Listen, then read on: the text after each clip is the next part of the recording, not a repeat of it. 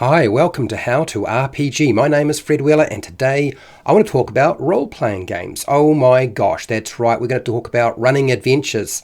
Running adventures is one of my favourite discussion topic. But castles is one of those topics that we talk about. And I thought the different types of castles was a topic that you might be interested in because there are very different types of castles that you can use in your games. You don't have to use the same thing.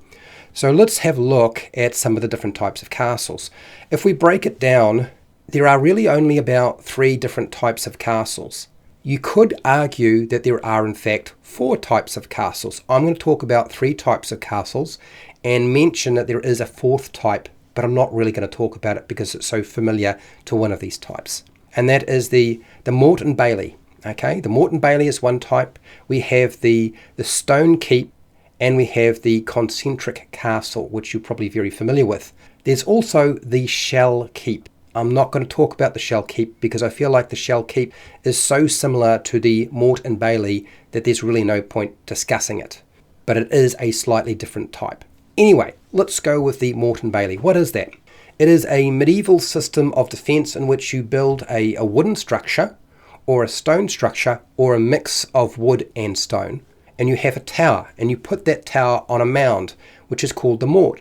It is surrounded by an area of land, that area of land around the actual mound or hill that you've created, which is man-made, is called the Bailey. And this, in turn, is then encompassed or surrounded by a barrier. That barrier will be a ditch.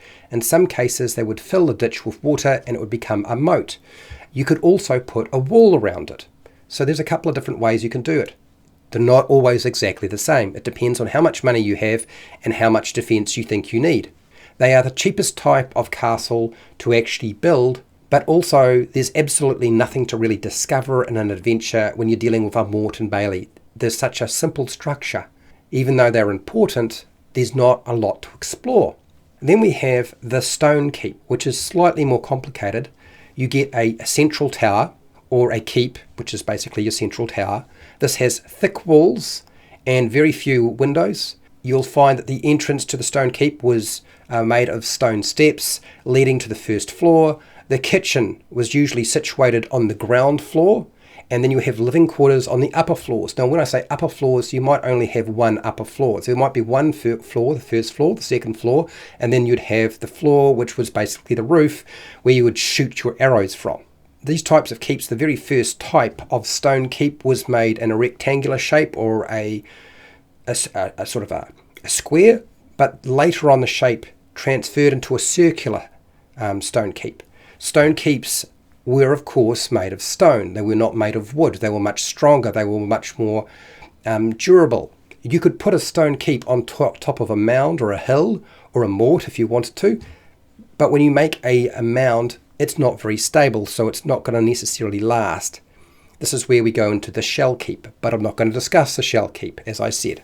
So you'll find that the stone keep is cheap, not as cheap as the Motte and Bailey, and it has very few opportunities for discovering or exploring because you really only had 2 floors, maybe 3 floors to actually explore in the actual castle, which was the keep area. And that was it. There wasn't really anything else to it. But you could have put a stone keep anywhere. You could put it on flat land, you could put it on a hill, you could put it wherever you like, wherever you needed to have that defense. The last one, the one you're probably very familiar with, is the concentric castle.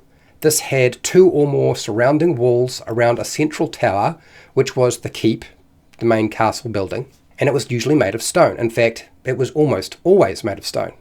Why? Because if you're going to make multiple walls, you would make them so that they were hard to deal with, and wooden walls just don't last.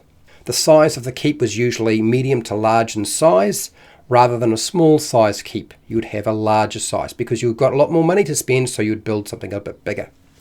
The concentric castle, it's kind of like having a castle within a castle. This made it really difficult for invaders to get inside because they have to get past multiple different curtain walls to actually get to the central keep.